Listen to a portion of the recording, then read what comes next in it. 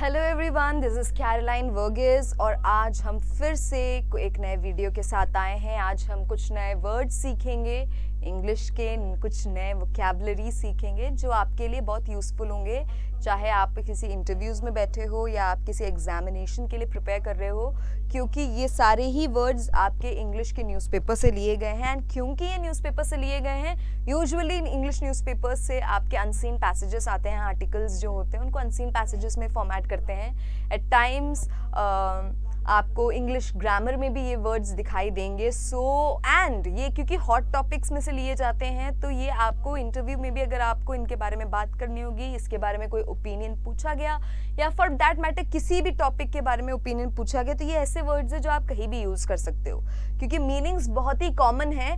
Common meanings के अलग अलग वर्ड्स हैं कि जो आप अपना इंग्लिश इम्प्रूव कर सकते हो, आपकी वोकैबुलरी अच्छी हो जाएगी उसके लिए। आप प्लीज़ इनको कॉपीज़ में लिख लीजिएगा and at the same time आप इनको प्रैक्टिस कीजिएगा। ऑलराइट, आपका पहला वर्ड है माइंडसेट।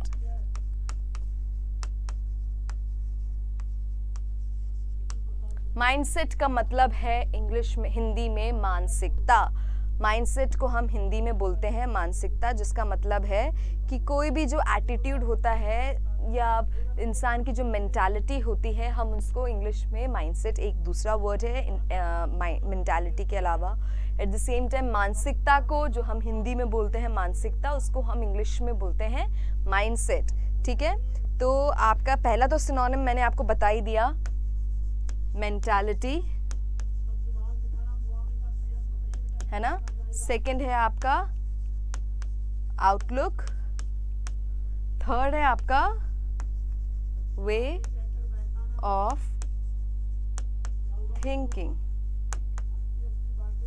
तो इसमें मेंटालिटी एक न्यू वर्ड है, आउटलुक एक न्यू वर्ड है, ये आपके सिनोनिम्स हैं। वे ऑफ थिंकिंग बहुत ही कॉमन है।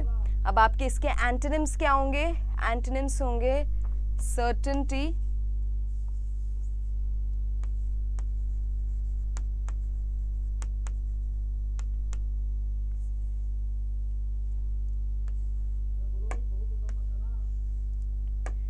सर्टेनिटी। आपका अगला वर्ड है फैक्ट, थर्ड वर्ड होगा आपका प्रूफ। ये आपके एंटोनिम्स हैं, सर्टेनिटी, फैक्ट एंड प्रूफ। आपके माइंडसेट में सिनोनिम्स हैं mentality, outlook, way of thinking. Antonyms हैं सर्टेनिटी, सर्टेनिटी की स्पेलिंग गलत है,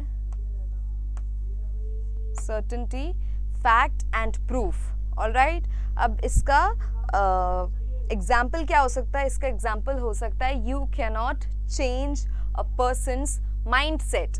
you cannot change a persons mindset. तो ये है आपका माइंडसेट का सिनोनिम्स, एंटोनिम्स एंड एग्जाम्पल्स। अब आपका नेक्स्ट वर्ड है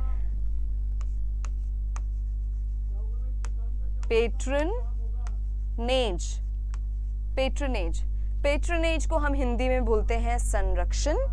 इसका मतलब है जब किसी चीज़ में आपको कोई इंसान, कोई पेट्रन बोलते हैं उनको, पेट्रन्स जब आपको फाइनेंशियली सपोर्ट करते हैं एंड अदर वेज में सपोर्ट करते हैं, जिस भी तरीके से आपको सपोर्ट की ज़रूरत पड़ती है, तो उसको हम बोलते हैं पेट्रनेज। पेट्रनेज के सिनोनिम्स क्या होंगे? पेट्रनेज के सिनोनिम्स हैं banking, banking, support, sponsor, ship, sponsorship. ये आपके हैं सिनोनिम्स। सपोर्ट, स्पॉन्सरशिप, ये आपके हैं सिनोनिम्स फॉर पेट्रनेज। एंटोनिम्स हैं आपके ऑपोजिशन,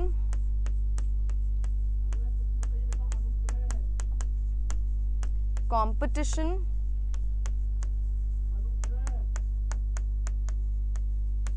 एंड ह्यूमैनिटी।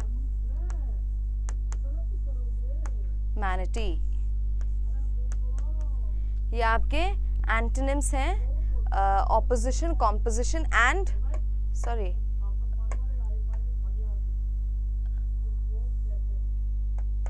ह्यूमिलिटी, हाँ, ह्यूमिलिटी एक नया वर्ड है, ऑपोजिशन एक नया वर्ड है, कंपटीशन पता है, बैकिंग पता है, पेट्रोनेज पता है। सो पेट्रोनेज का मतलब है संरक्षण, सिनोनिम्स है banking, support, sponsorship, and antonyms है ऑपोजिशन, कंपटीशन एंड ह्यूमिलिटी। अब इसका एग्जाम्पल क्या होगा? एग्जाम्पल होगा the college relied on the patronage of the wealthy students. The college relied on the patronage of the wealthy students. The college relied on the patronage of the wealthy students. आपका next word है signify.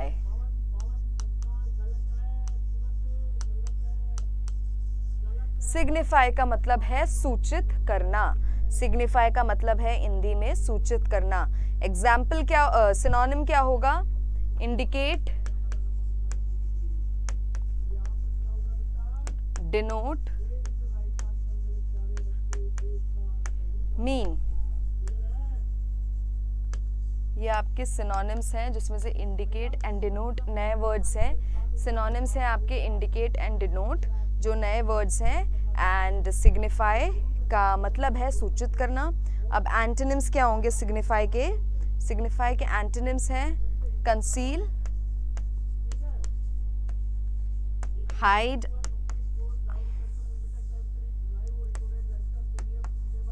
hide up and bottle up.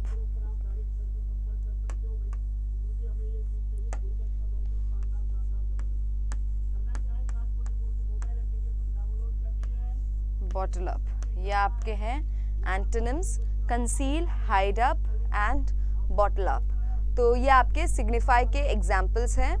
अब synonyms and antonyms हैं। Example क्या हो सकता है? Example हो सकता है a siren could signify some threat. A siren could signify some threat. A siren could signify some threat. Okay, ये आपका signify था। अब आपका अगला वर्ड है affirm. affirm. affirm का मतलब है पुष्टि। affirm का मतलब है किसी चीज़ को बहुत ही स्ट्रांगली सपोर्ट करना, पब्लिक में किसी भी चीज़ को लेके, किसी भी पॉलिसी को लेके, या किसी की बातों को लेके, या किसी के ओपिनियंस को बहुत ही स्ट्रांगली जब आप पब्लिक में सपोर्ट करते हो तो उसको हम बोलते हैं affirm. affirm के सिनोनिम्स क्या हैं? affirm के सिनोनिम्स हैं declare, assert, declare, assert and confirm. declare, assert and confirm, जिसमें से assert एक नया वर्ड है, confirm and declare पता ही है। affirm के synonyms हैं declare, assert and confirm। antonyms हैं deny, negate, deny, negate and contradict.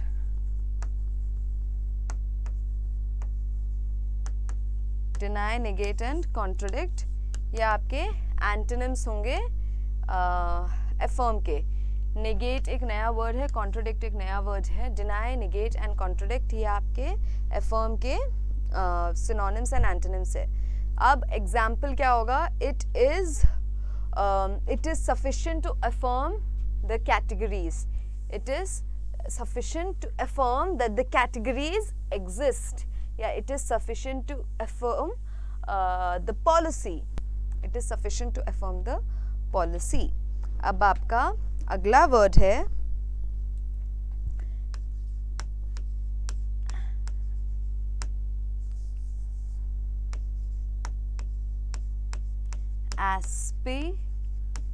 Aspiration. Aspiration आपका अगला वर्ड है एस्पिरेशन। एस्पिरेशन का मतलब है महत्वाकांक्षा, एक स्ट्रॉन्ग डिसायर होता है कुछ भी करने का, तो उसको हम बोलते हैं एस्पिरेशन। सिनोनिम्स क्या होंगे? सिनोनिम्स होंगे एम्बिशन, डिजायर,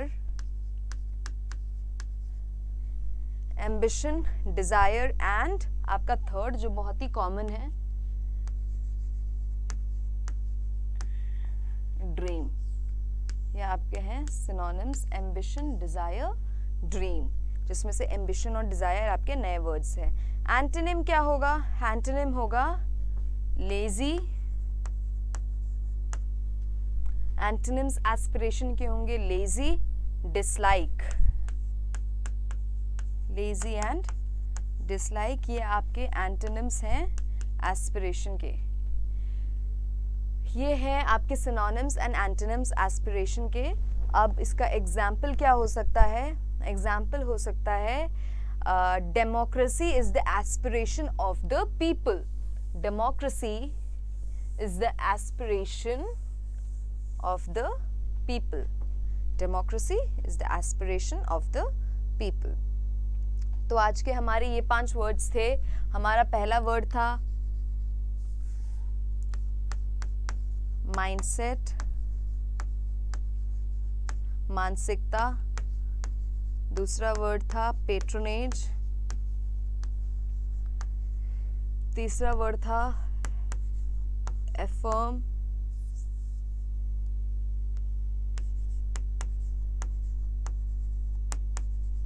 चौथा वर्ड था आपका इंश्योर।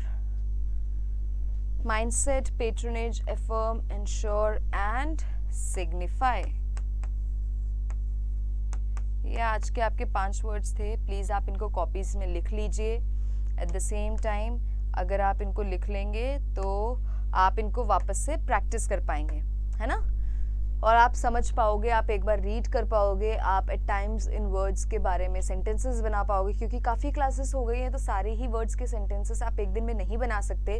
तो कोई भी 5 वर्ड्स के आप सेंटेंसेस बनाओगे तो इनके भी टर्न आएंगे। और ये ऐसा कोई भी वर्ड नहीं है जिसका आप हिंदी में आप हिंदी वर्ड्स यूज़ भले ही कर लेते होगे, आप इनके इंग्लिश के दूसरे वर्ड्स यूज़ कर लेते होंगे, लेकिन आप जितने बेटर वर्ड्स यूज़ करोगे इंग्लिश में, उतना ही आपकी इंग्लिश बेटर होगी और उतना ही लोगों का आपका इम्पैक्ट लोगों पे बेटर होगा।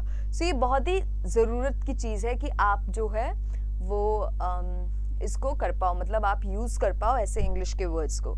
सो please keep practising, keep learning, keep making sentences. Thank you so much.